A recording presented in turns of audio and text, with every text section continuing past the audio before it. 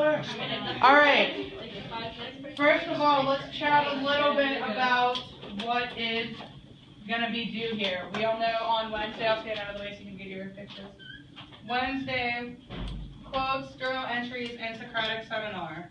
I did post all of the journal entries on Skyward with the exception of this one for today, which I will post after school. Other than that, I mean, you guys know what's coming. Quotes has to have a few sentences on why you picked it, why you think it's important. It doesn't have to be 3 paragraphs or 2 paragraphs or 2 pages. Just tell me why you picked it and why you think it's important. Socratic seminar, we're going to be doing the hot seat discussion on Wednesday, so come in ready for that. Other than that, did we have any presentations to do in this class? I think we got. Yeah, we have. You guys? We only got to Hold on, guys. So since we're doing it on Wednesday, do we actually determine tomorrow, would that be like the day before? Or do we bring it on Wednesday? Bring it on Wednesday. Okay. Sam, sorry, she said she wasn't going to be here today, didn't she? I think she told me she wasn't going to be here We only today. have like 2 people go on Friday. Okay, so who wants to go next then? So let's get those out of the way. You guys want to go? Yeah. Well, Yeah. Well, You can stand there and I'll go to you. members just. Oh, look at me. I'm early. We can go anyway. We have to. Why are you so broken? alright. What you guys do? Don't. Yeah, I just like this is bad juju right here. I think he wasn't acting. Guys, I take it up. He kept screwing up our lines. Cam, you know you're dead. I mean, you don't say Yeah, anything. you're Just dead. stand on the chair. And I'm just like, You're gonna try to. Alright guys, whenever you're ready. Okay, so we're doing, or should we? yeah, just. Alright, so we're doing Aladdin. Listen, let me tell you about this real funny guy. And I mean like real funny. He was pretty cool if you want to know the truth. He goes around stealing, living on the streets, and wearing almost nothing. That son of a bitch just walks around, acting all nice to everyone, but can't even cover up his whole goddamn body. That kills me. He's such a good thief. You'd think he'd steal some half-decent clothing for himself. Anyway, he meets this funny girl. She pretended to be peasant girl to escape her own goddamn castle, but she was real pretty. She really knocked him out like all girls do. It makes sense, too, that she did since she's a princess with a kingdom and all. Boy, they had a real nice time. If you thought they were funny, you should meet Jafar. He tricked Aladdin into stealing a lamp that let him do a genie. The princess left, but there's goddamn nuts, and the only way Aladdin could get her back is if the genie made him a prince. The rest is pretty boring if you want to know the truth. Of course, the truth came out, but the princess still forgave the bastard, like all corny endings. Boy, Aladdin was real funny. He was stealing the line to his girl, and they still lived happily ever after. That really killed me.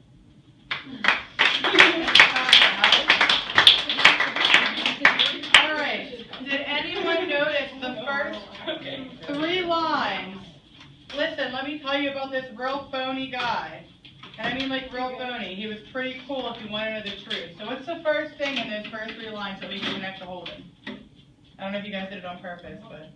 He like says something really negative, but then he says something like he means well. Yeah, he was a hypocrite. So that was really good how you guys caught that in there. Because Holden does that through the entire novel. He says one thing, and then he turns around and says something completely opposite. Alright, let's get the next group. Who wants to go next? Anything next? Oh, crap. 2 seconds.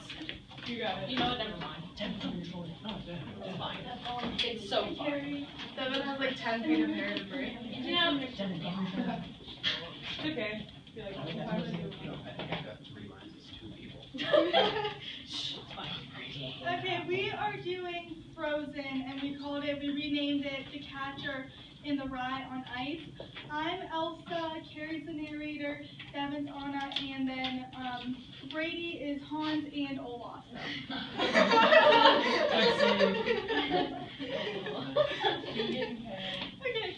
Alright, this is an overrated story. It really is.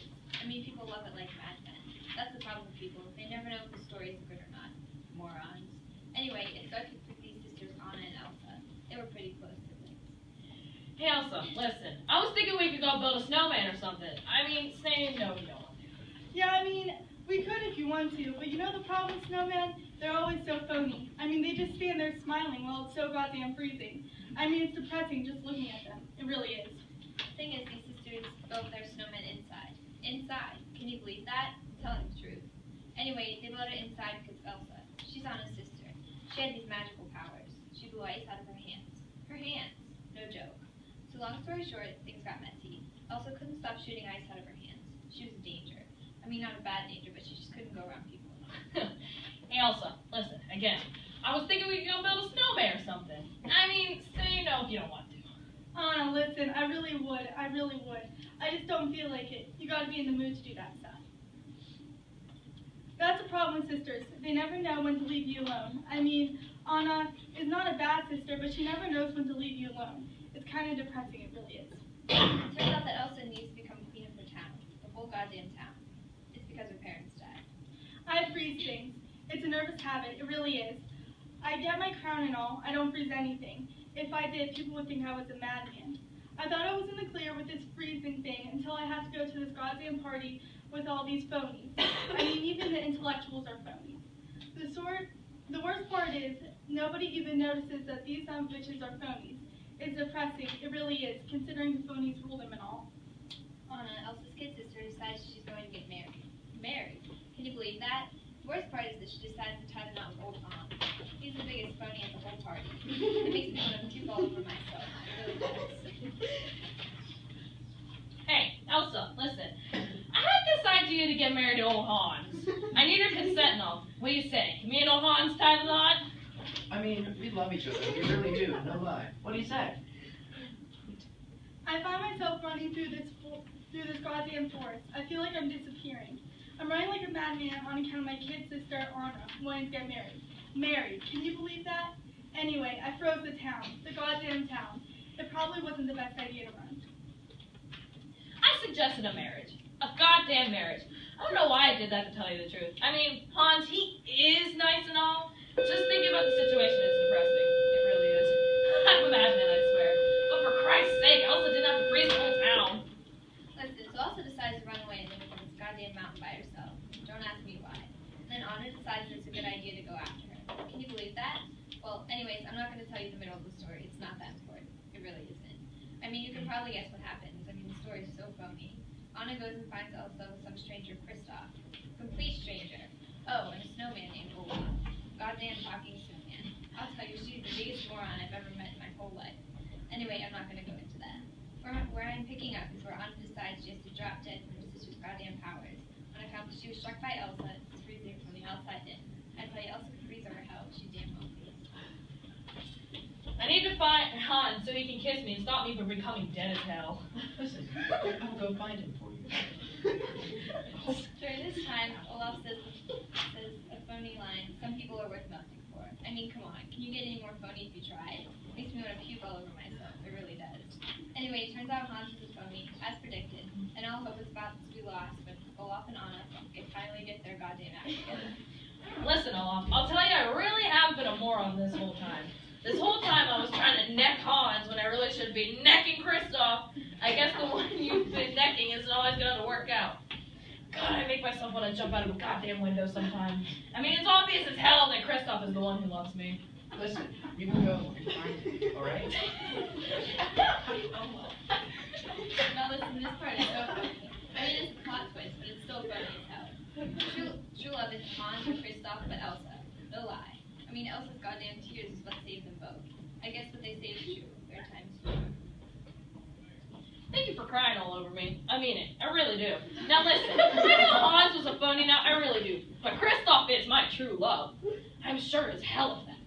That's the thing about phonies. You never really know a phony. I mean, you know a phony, but you don't really know a phony until they hurt you. Anyway, Elsa unfreezes the entire town and comes back to live in the goddamn castle with Anna, and they live happily ever after. Oh, and Anna marries Kristoff. A phony ending to a phony story. God, I really do hate you.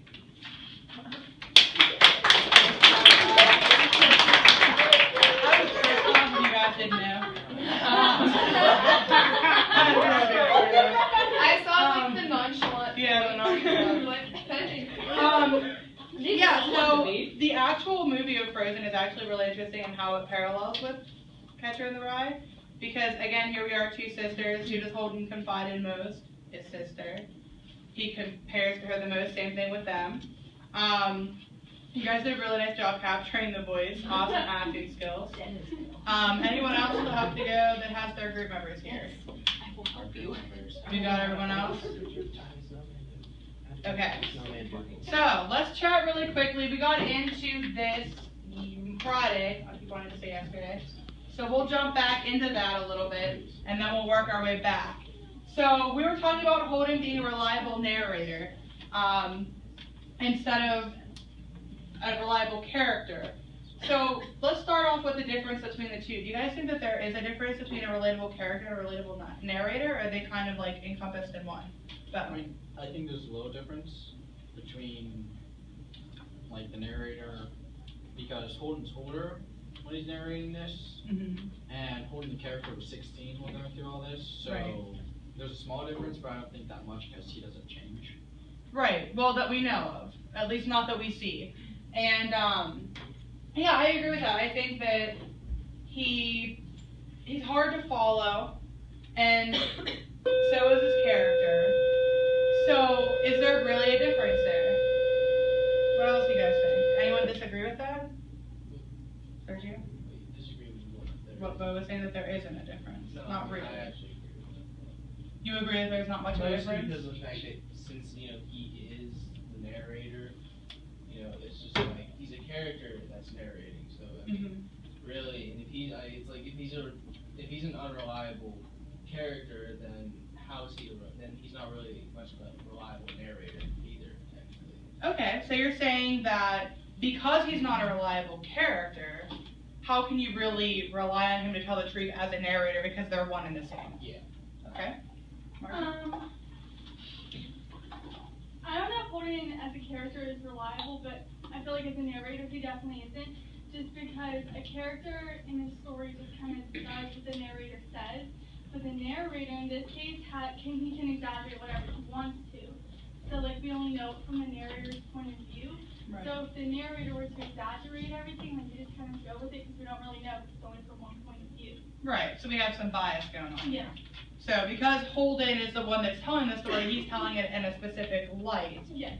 So we can't necessarily say that it's reliable or not because he's putting that twist on things. Liz? I feel like him as a narrator and him as a character, they're most of the time the same, but there are a few instances where like they're different. Like Holden will lie as a character, and then as the narrator, he'll talk about how he's lying. Yes. And so I feel like he's more reliable as a narrator.